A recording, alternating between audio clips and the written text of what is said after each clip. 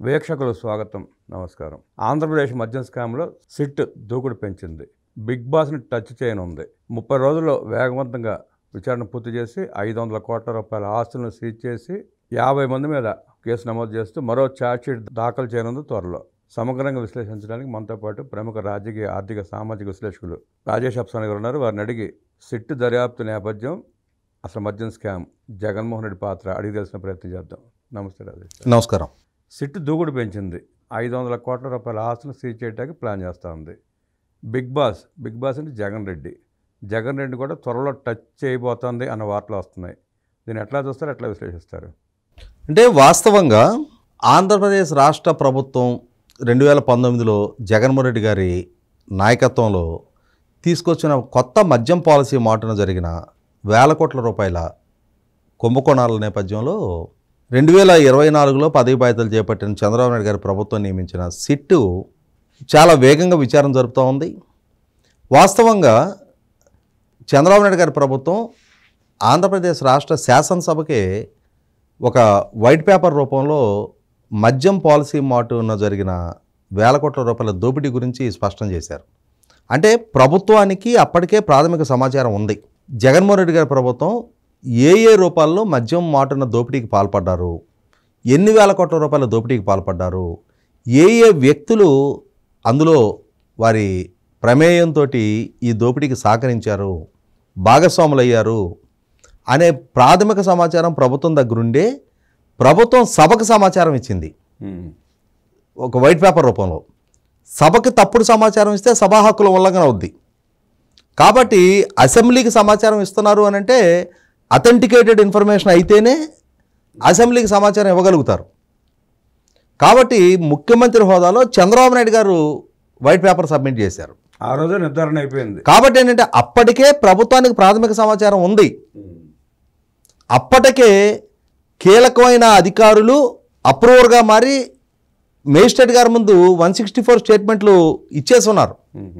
కాబట్టి ఇక్కడ ఎవరెవరి ప్రమేయంతో ఏ విధంగా మద్యం పాలసీ రూపొందింది, ఆ రూపొందిన మద్యం పాలసీని అడ్డుపెట్టుకొని ఎవరెవరి ప్రమేయంతో ఎవరు ఎన్ని వందల వేల కోట్ల రూపాయలు సమీకరించారు, పంపిణీ చేశారు, నిల్వ చేశారు, వాటిని ఎన్నికల్లో ఖర్చు పెట్టారు, బంగారం రూపంలో కొనుగోలు చేశారు, బాండ్ల రూపంలో కొనుగోలు చేశారు, విదేశాలకు ఎలా తరలించారు, ఆస్తులు ఎలా సమకూర్చుకున్నారు అనే పూర్తి స్పష్టమైన సాక్ష్యాధారాలు ఇవాళ సిట్టు సేకరించగలిగింది. ట్రంక్ పెట్టెల కొద్దీ కోర్టుకి డాక్యుమెంట్లు ఎవిడెన్స్ సబ్మిట్ చేసింది. ఇప్పటికీ 2 ఛార్జ్షీట్లు న్యాయస్థానం దృష్టికి తీసుకొచ్చింది. ఇంకొక ఛార్జ్షీటు వచ్చే నెలలో సబ్మిట్ చేయబోతున్నట్టుగా మనం వార్తలు వింటూ ఉన్నాం.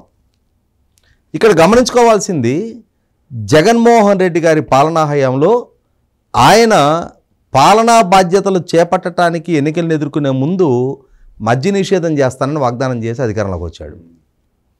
ప్రజలను నమ్మించాడు. ముఖ్యంగా మద్యం వల్ల బాధితులుగా మారుతున్న ప్రతి కుటుంబంలో ఉన్న మహిళ జగన్మోహన్ రెడ్డి వాగ్దానం పట్ల ఆకర్షితులై అతని వెనక ర్యాలీ అయ్యి అతను ఓట్లేశారు. ఇతను గనక అధికారంలోకి వస్తే, ఇతను గనక అధికారం దక్కితే మద్య నిషేధం చేస్తా అంటున్నాడు.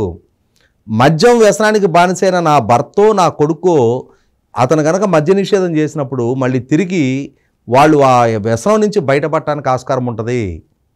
అనారోగ్యం పాలవుతా ఉన్నాడు, ఆర్థికంగా కుదిరవుతున్న నా భర్తనో నా కొడుకునో కాపాడుకోవడానికి నాకు ఆస్కారం కలుగుతుందని ఒక నమ్మకంతో జగన్మోహన్ రెడ్డికి వాళ్ళ శ్రేణులు ఇస్తున్న ఎలివేషన్, వాళ్ళ సోషల్ మీడియా, వాళ్ళ సొంత మీడియాలో మాట తప్పని మడమ తిప్పని నాయకుడు అని చెప్తున్న మాటల పట్ల ఆకర్షితులయ్యి ఇతనికి గనక అధికారం కట్టబెట్టితే రేపు రోజున సమాజ హితం కోరి, కుటుంబాల హితం కోరి, మహిళల హితం కోరి ఇతను తీసుకునే నిర్ణయం మా అందరి జీవితాలు ప్రభావితం చేస్తాయని నమ్మారు ఆ రోజున.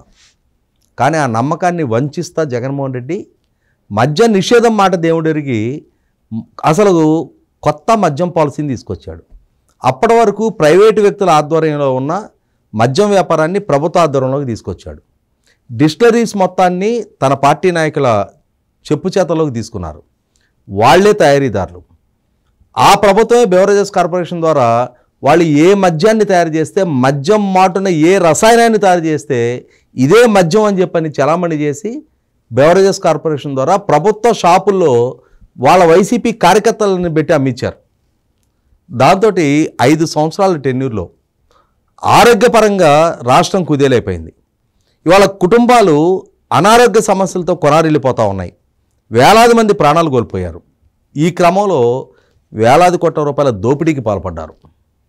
ఈ దోపిడీకి పాల్పడ్డ పూర్వరంగంలో జరిగిన విచారణలో ఇప్పటికే ఎవరు తయారీదారులు, ఎవరు ప్రభుత్వానికి సరఫరా చేశారు, ఆ సరఫరా చేయటానికి ఎవరు సహకరించారు, ఈ సహకరించిన ప్రాసెస్లో ప్రభుత్వం చేత కొనుగోళ్లు చేయించడం కోసం ఎవరెవరు ఎంతెంత ముడుపులు చెల్లించారు అనే పూర్తి అధికారిక సమాచారాన్ని వాళ్ళ సిట్టు సేకరించగలిగింది.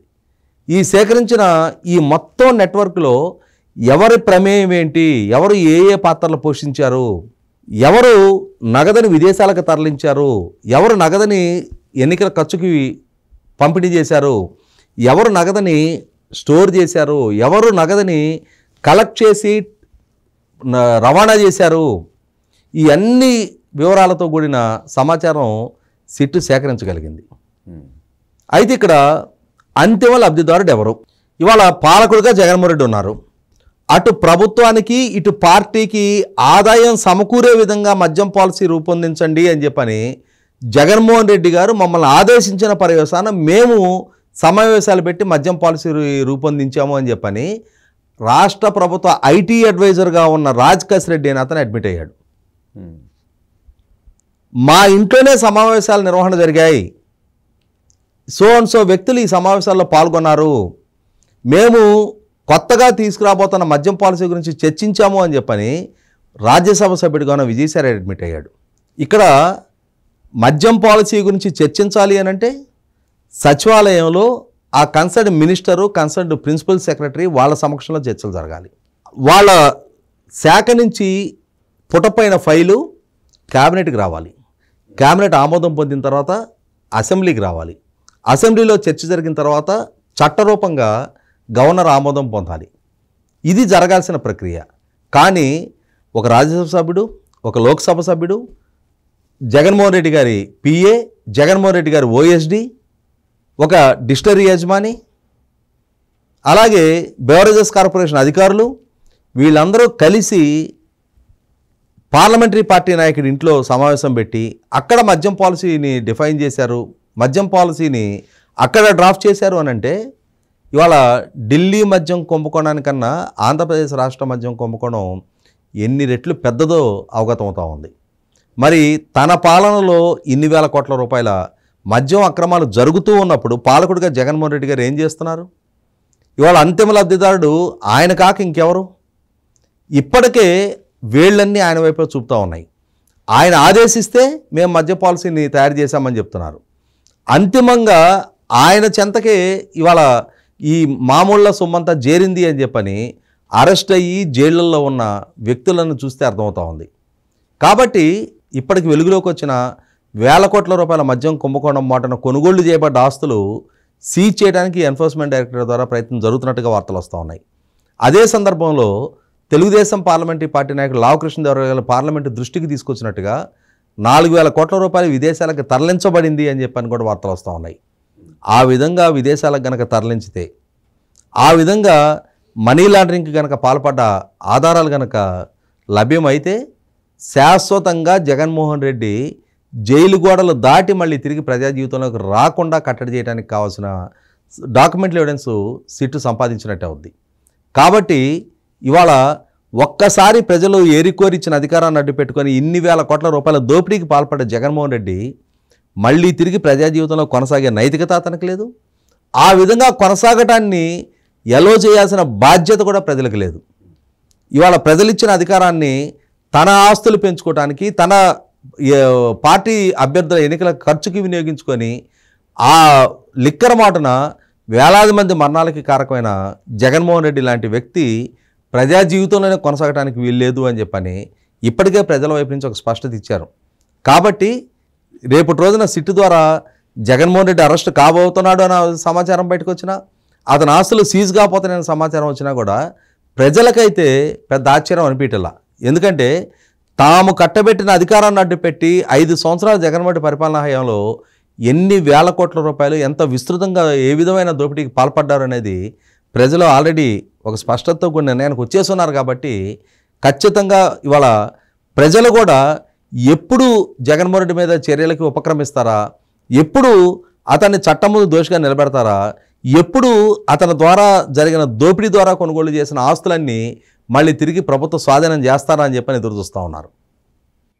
ప్రజలు ఇచ్చిన అవకాశాన్ని సద్వినియోగం చేసుకోకుండా దుర్వినియోగం చేసి వేల కోట్ల రూపాయలు సంపాదించుకుని వేల ప్రాణాలు తీసి ఉసురు పోసుకున్న జగన్మోహన్ రెడ్డి రాజకీయ జీవితానికి అనర్హుడంటూ విశ్లేషించిన రాజేష్ అప్సాన్ గారికి ధన్యవాదాలు తెలియజేస్తూ నమస్కారం.